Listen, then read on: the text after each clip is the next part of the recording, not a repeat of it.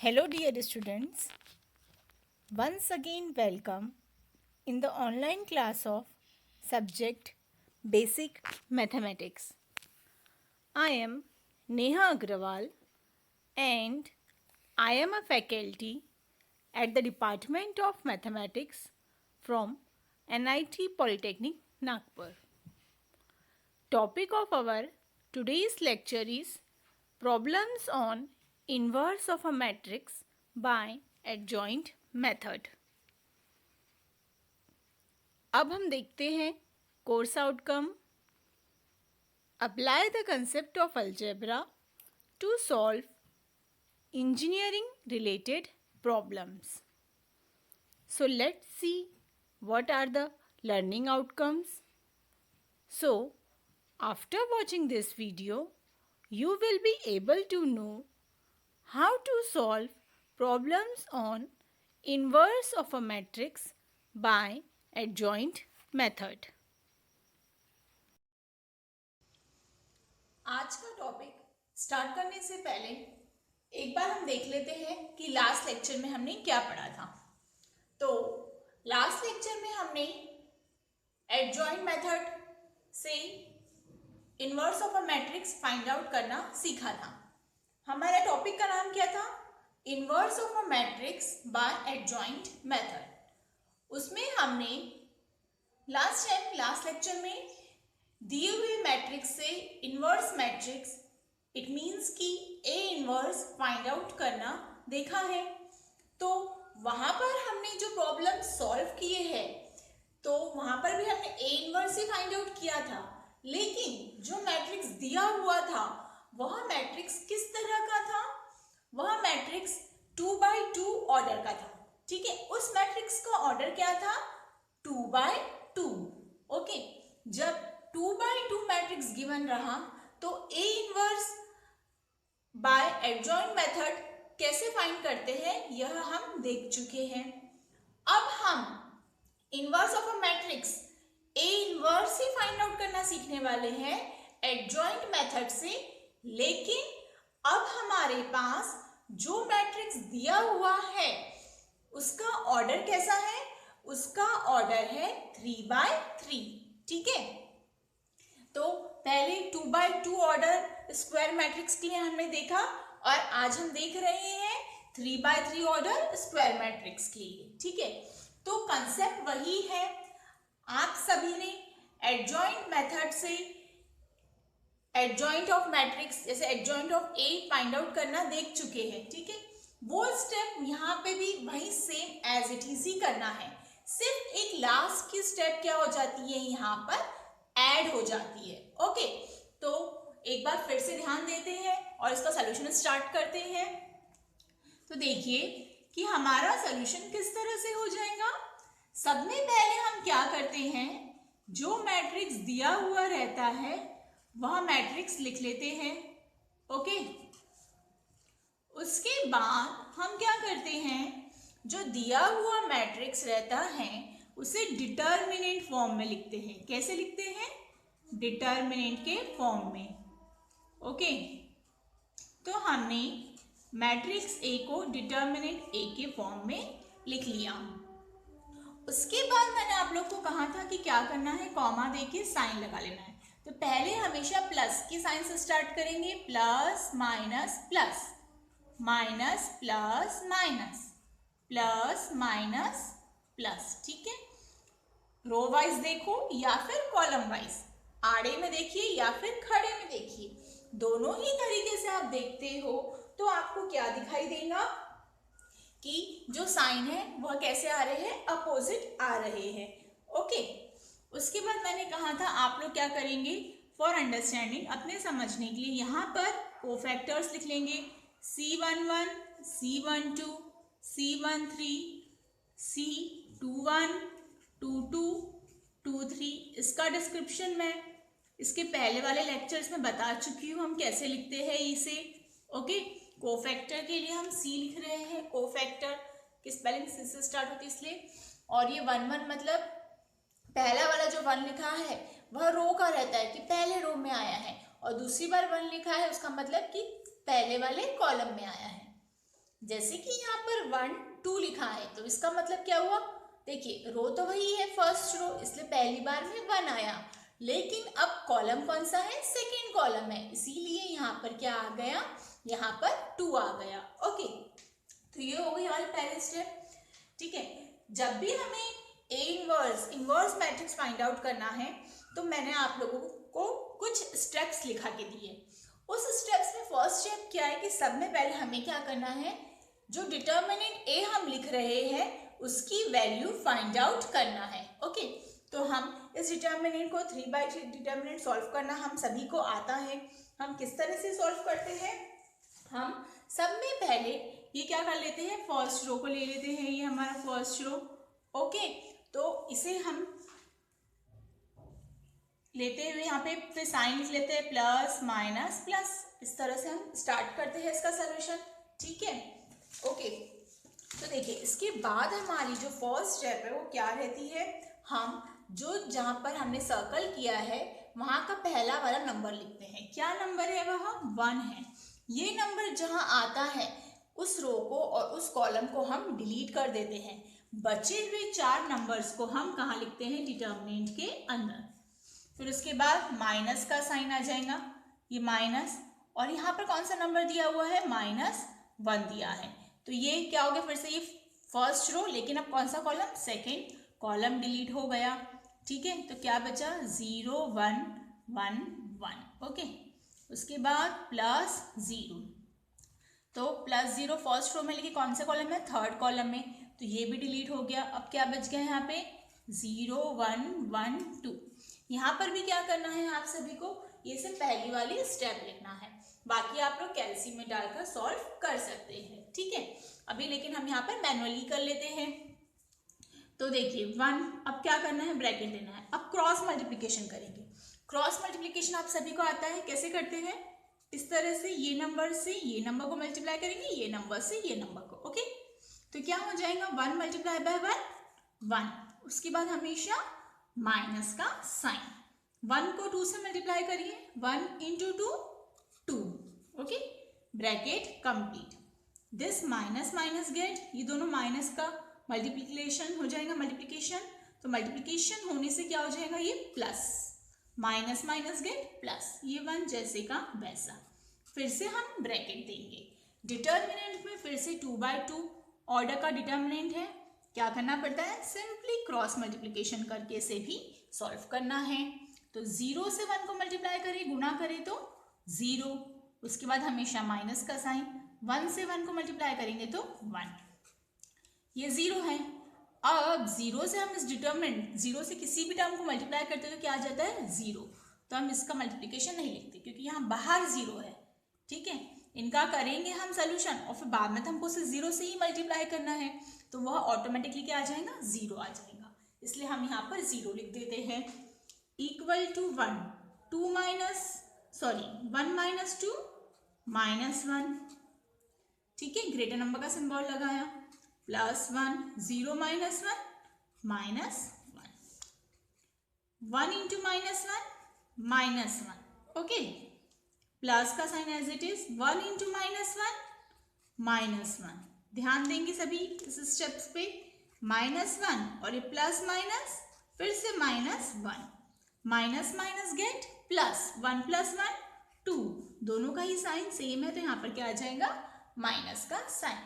ठीक है, तो मैंने आपको बताया था डिटर्मिनेंट का आंसर कैसा नहीं आना चाहिए, 0 नहीं आना चाहिए, तो कैसा आया है, ये नॉट इक्वल टू हमारा 0 आ गया है।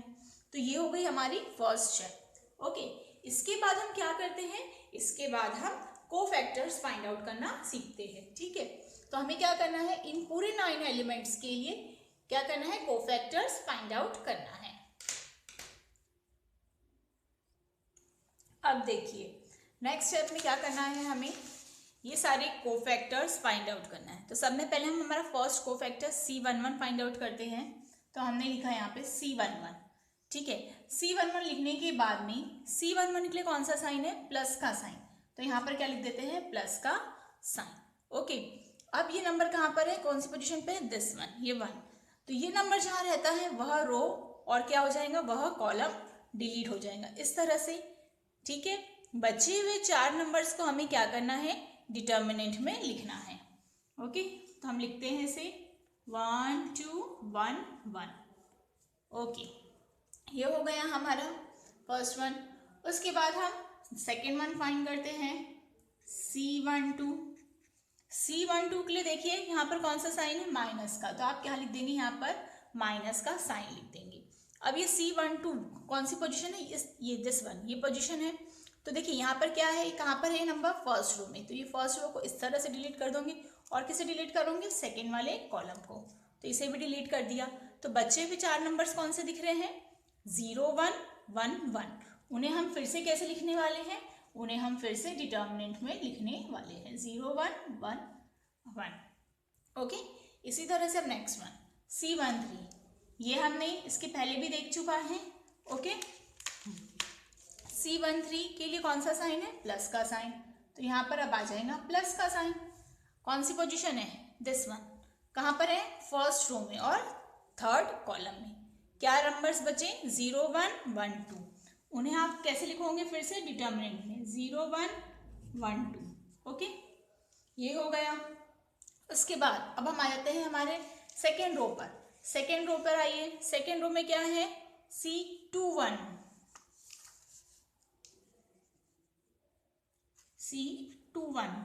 C21 के लिए कौन सा साइन है, C21 के लिए कौन सा साइन है, माइनस का, तो अब हमने लगा दिया यहाँ पर माइनस का साइन। C21 मतलब कौन सी पोजीशन, देखो ये पोजीशन, ठीक है, उसी के साथ में देखते हैं लाइन से। तो ये नंबर कहाँ पर है, ये वाले कॉलम में और ये वाले रो में, इसका मतलब सेकेंड वाले रो में और फर्स्ट वाले कॉलम में। तो ऊपर के 2 नंबर्स और नीचे के 2 नंबर्स, तो क्या है वह 2 नंबर्स, ऊपर के -1 0 2 1, वो हम यहाँ लिखेंगे, -1 0 2 1। ये हो गया। अब इसके बाद नेक्स्ट स्टेप क्या है हमारी, नेक्स्ट स्टेप में हमें फाइंड आउट करना है C22, ठीक है, कोफैक्टर ऑफ C22। C22 क्या है हमारा, C22 के लिए कौन सा साइन है, प्लस का साइन।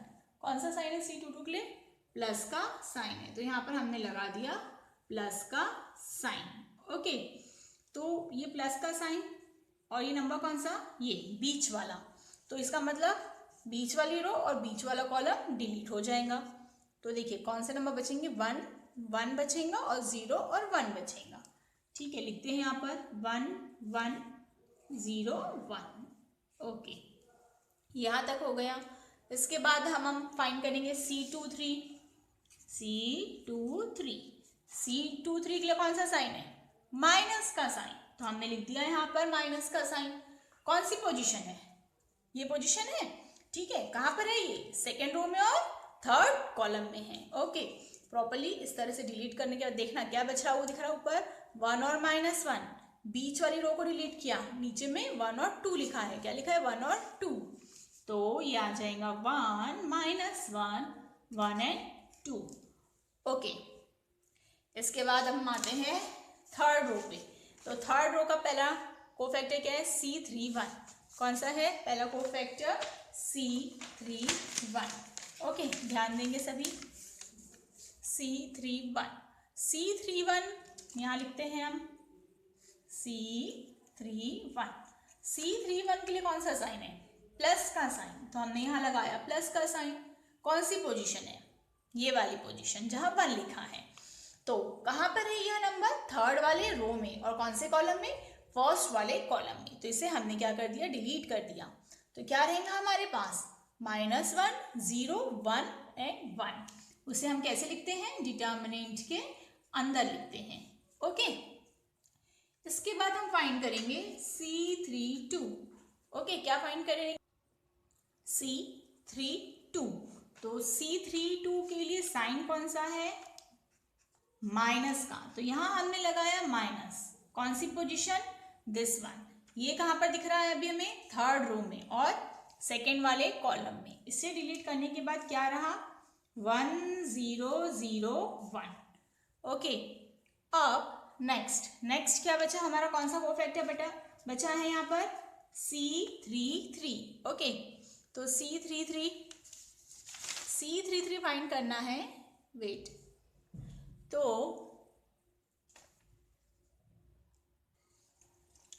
C33 के लिए कौन सा साइन है? प्लस का साइन है।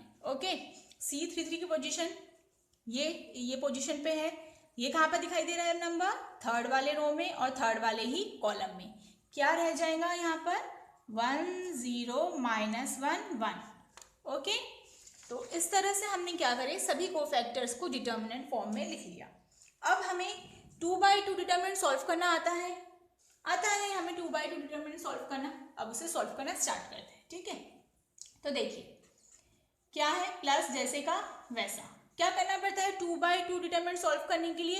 एक ध्यान से देख लीजिए, सिंपली क्रॉस मल्टीप्लिकेशन करना है। ठीक है, हम बहुत बार कर चुके हैं। तो कैसे करते हैं हम क्रॉस मल्टीप्लिकेशन? 1 × 1 माइनस का साइन 1 × 2। पहले ये दोनों नंबर्स को गुणा करते, फिर माइनस का साइन लगाते, फिर इन दोनों नंबर्स को गुणा करते, इसका मतलब कि मल्टीप्लाई करते। ओके, तो देखिए क्या हो जाता है, ये प्लस जैसे का वैसा 1 × 1 1 माइनस 1 × 2 2। प्लस साइन है, नहीं लिखा तो भी चलता, तो 1 - 2 तो हमें क्या मिल गया? C11 हमें क्या मिल गया है? -2 मिल गया है।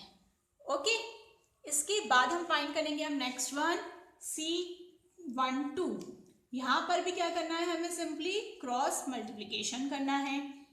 यहाँ पर माइनस का साइन है, वह साइन आप जैसे का वैसा लिखेंगे।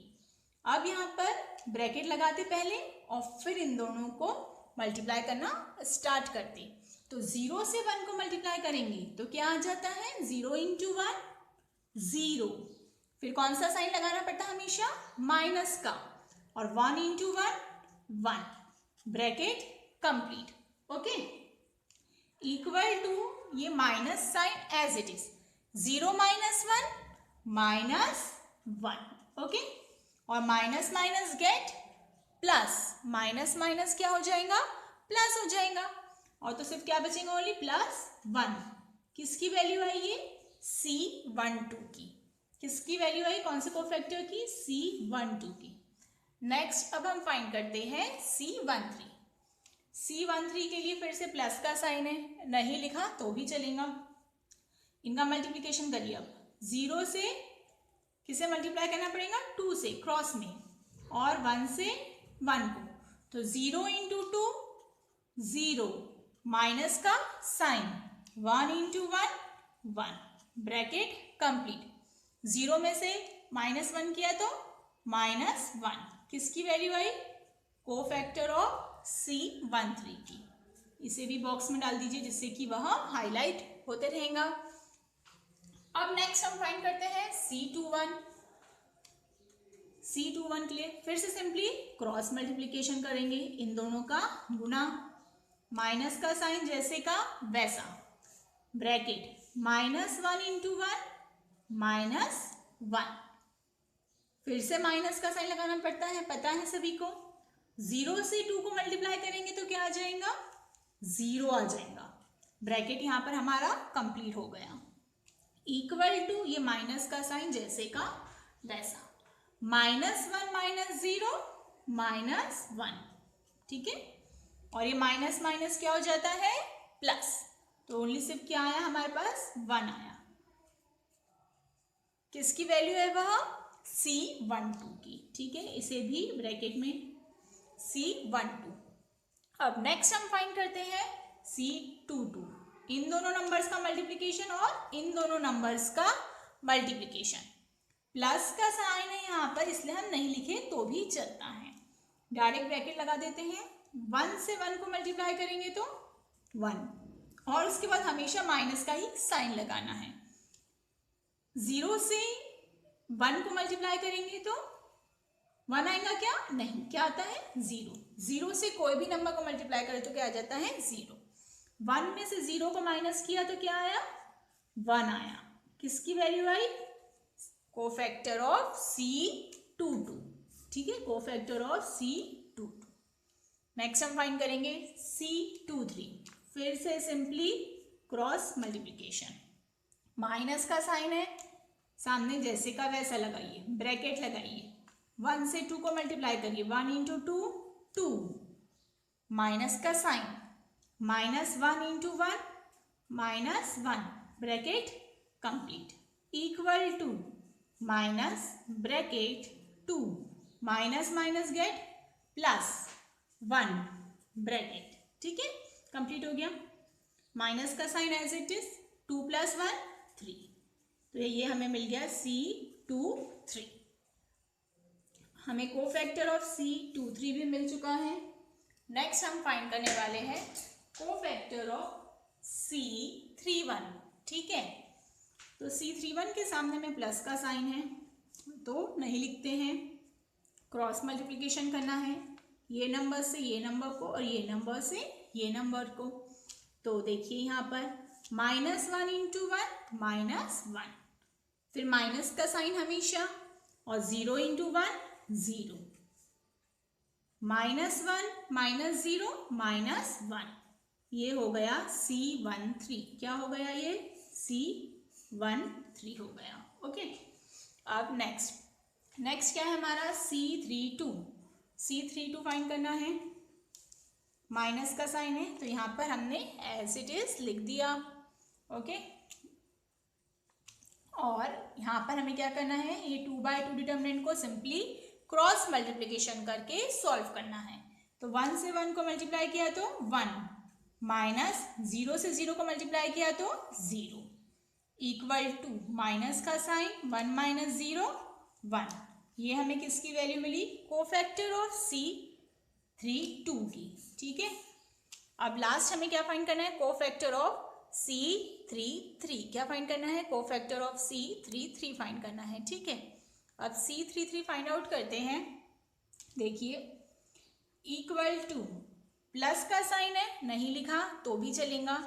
क्या करते हैं? सिंपली क्रॉस मल्टीप्लिकेशन, ये नंबर से ये नंबर को मल्टीप्लाई करते हैं, ये नंबर से ये नंबर को मल्टीप्लाई करते हैं।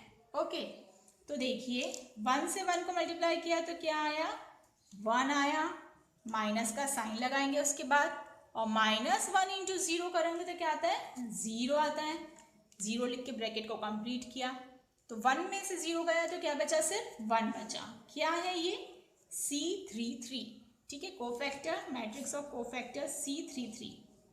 ओके, तो इस तरह से हमने क्या कर लिया? सारे कोफैक्टर्स फाइंड आउट कर लिए। ओके, अब हमें क्या करना पड़ता है? सभी कोफैक्टर्स को लिखना पड़ता है। ओके, सभी कोफैक्टर्स को लिखना है हमें। तो हम किस तरह से लिखते हैं? हम बताइए किस तरह से लिखते हैं हम? आता है आप सभी को? यस, सब में पहले अब हम क्या लिखेंगे? Matrix of cofactors. ओके, तो नाउ हमने मैट्रिक्स ऑफ कोफैक्टर को किससे डिनोट किया है? लेटर P से। मैट्रिक्स ऑफ कोफैक्टर, तो मैट्रिक्स ऑफ कोफैक्टर क्या है हमारे? C11 C12। ओके, आप सभी को पता ही है। Okay, C11 C12 C13 C21 C22 C23 C31 C32 and C33। ये क्या हो गया? Matrix complete. अब क्या करना है? यहाँ पर सभी P इक्वल टू क्या लिखेंगे? इस मैट्रिक्स ऑफ कोफैक्टर्स की वैल्यू लिखते जाएंगे। C11 की वैल्यू क्या आई है? -2। फर्स्ट रो से स्टार्ट करें। ठीक है, -2। C12 की वैल्यू क्या आई है? 1। ओके, एंड C13 की वैल्यू क्या आई है? -1। अब हम सेकेंड रो में आते हैं। सेकेंड रो में C21 की वैल्यू क्या है हमारी? 1। C22 की वैल्यू क्या है हमारी? 1। एंड C23 की वैल्यू क्या है हमारी? -3। ओके, अब थर्ड रो में आइए। C31 की वैल्यू क्या है हमारी? -1। C32 की वैल्यू क्या है हमारी? -1। और C33 की वैल्यू क्या है हमारी? 1 है। तो इस तरह से क्या हो गया? हमने क्या लिख लिया? मैट्रिक्स ऑफ कोफैक्टर्स लिख लिया। लेकिन हमें क्या करना है? A इनवर्स फाइंड करना है। तो मैट्रिक्स ऑफ कोफैक्टर लिखने के बाद में, ठीक है, मैट्रिक्स ऑफ कोफैक्टर लिखने के बाद में हम क्या लिखते हैं, एडजॉइंट ऑफ ए। क्या लिखते हैं, adjoint of A. Adjoint of A क्या होता है हमारा, पी ट्रांसपोज, जिसे हम पी डैश भी कह सकते हैं। Transpose of matrix of cofactor को हम क्या बोलते हैं, एडजॉइंट ऑफ ए। जो भी हमने मैट्रिक्स ऑफ कोफैक्टर फाइंड किया है, अब हमें उसका क्या लिखना है, यहाँ पर ट्रांसपोज लिखना है। तो हम ट्रांसपोज लिखेंगे तो हमें क्या मिलेगा, एडजॉइंट ऑफ ए मिलेगा। तो ट्रांसपोज मैट्रिक्स हम कैसे लिखते हैं, first row convert into first column, -2 1 -1।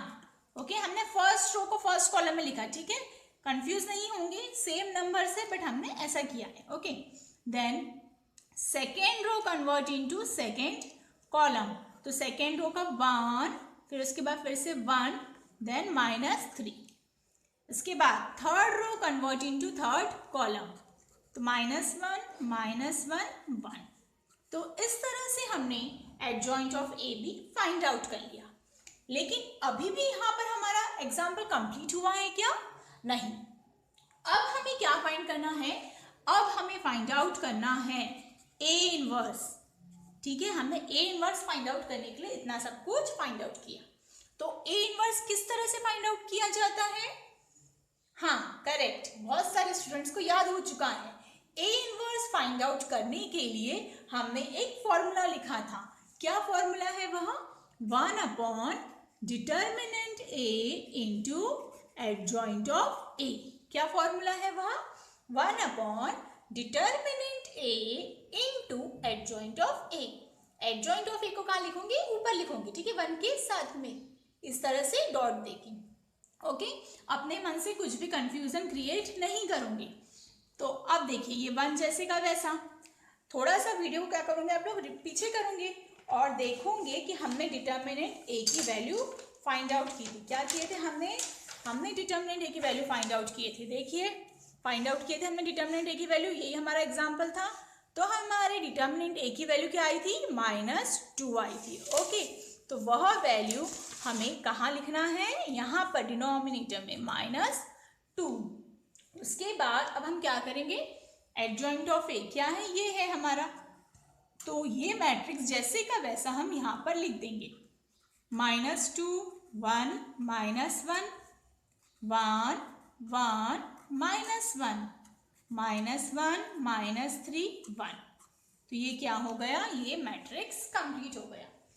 अगर आपको इसके आगे सॉल्व करना है तो करिए, नहीं करना है तो एज इट इज लिख सकते हो। ठीक है, क्या सॉल्व होगा, सिर्फ क्या कर सकते हो, माइनस साइन से इस मैट्रिक्स को मल्टीप्लाई कर सकते हो। ओके, ठीक है, बट बहुत सारे स्टूडेंट्स रॉन्ग कर देते हैं, तो मैं आप सभी से यही कहूँगी, बस इस तरह से लिख देना है और आप लोग को इस एग्जाम्पल को यहीं पे स्टॉप कर देना है। ओके, ये बहुत इंपॉर्टेंट टॉपिक है, आप लोग को कंपल्सरी एग्जाम में ये इस टाइप का एक क्वेश्चन पूछा ही जाता है।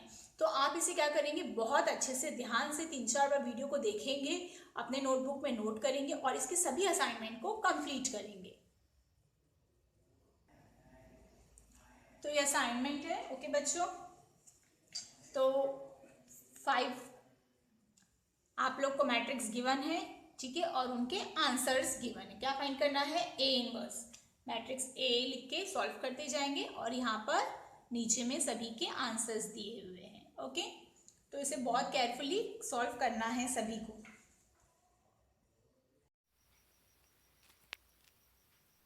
Our upcoming topic is solution of simultaneous equations by matrix inversion method. So keep learning, happy learning. Thank you.